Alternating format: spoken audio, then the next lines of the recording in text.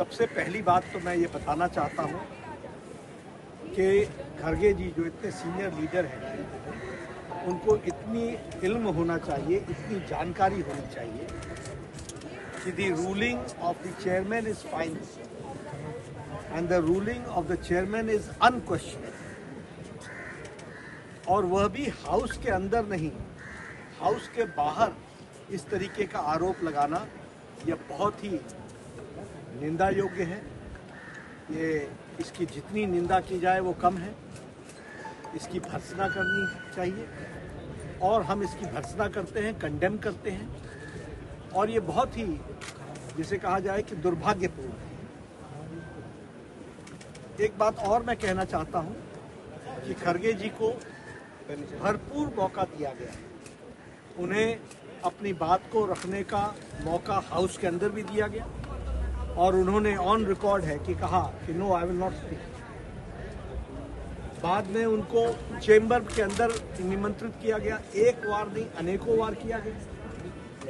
वह चेंबर में आने से उन्होंने रिफ्यूज कर दिया। उन्होंने कहा no, I will not go to the chamber. इसलिए ये स्पष्ट हो जाता है कि कांग्रेस पार्टी का उद्देश्य हाउस को पे कोऑपरेट न करने का, ये स्पष्ट हो जाता है कि उनको प्रजातांत्रिक व्यवस्था और संसदीय प्रणाली पे विश्वास नहीं है और वह अराजकता लाने का प्रयास कर रहे हैं।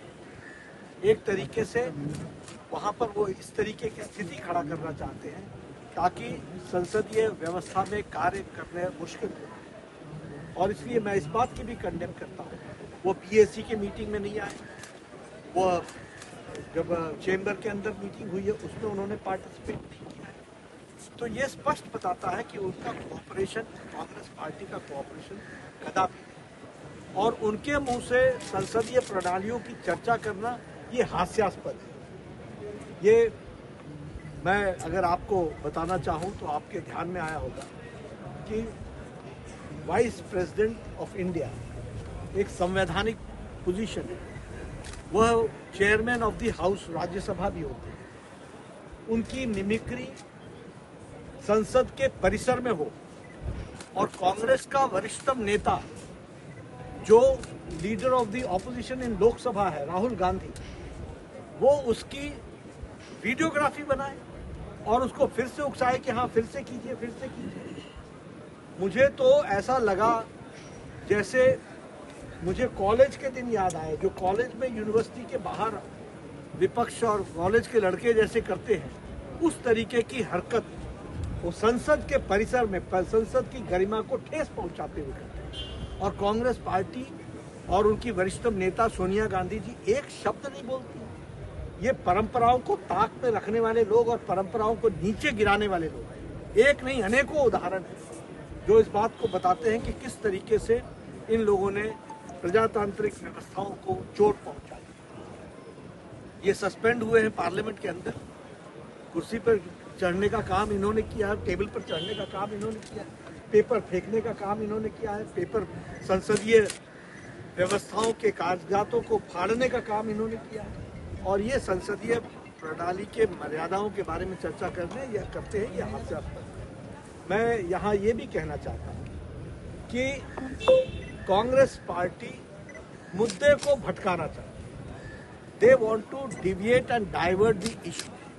The issue is very clear that the countryman are very disturbed जब उनको ये पता चलता है कि एक सज्जन, एक व्यक्ति जॉर्ज सोरोस नाम का, वो देश की स्टेबिलिटी को डिस्टर्ब करना चाहता है, वह देश को मुसीबत में डालना चाहता है, वह भारत की संप्रभुता को पर प्रश्न खड़े कर रहा है।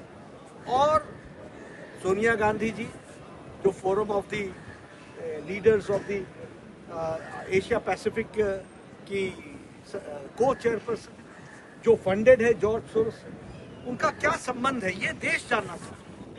आज ये जो जॉर्ज सोरोस बड़े स्पष्ट शब्दों में कहता है कि मैं वर्तमान व्यवस्था को डिस्टर्ब करूंगा, जो कहता है कि मैं मोदी जी के गवर्नमेंट को पदच्युत करने के लिए, डिस्टेबलाइज करने के लिए मैं फंडिंग करूंगा, उनके साथ सोनिया गांधी जी का क्या संबंध है ये देश जानना चाहता है। इस मुद्दे को भटकाने के लिए इस तरीके का प्रयास कांग्रेस पार्टी कर रही है। हम इसका पुरजोर भर्त्सना करते हैं, निंदा करते हैं और इस तरीके की व्यवस्था को हम जनता के बीच में भी ले जाएंगे और उनको बताएंगे कि किस तरीके से कांग्रेस पार्टी का गैर जनताना रवैया है। So what is the way forward? So what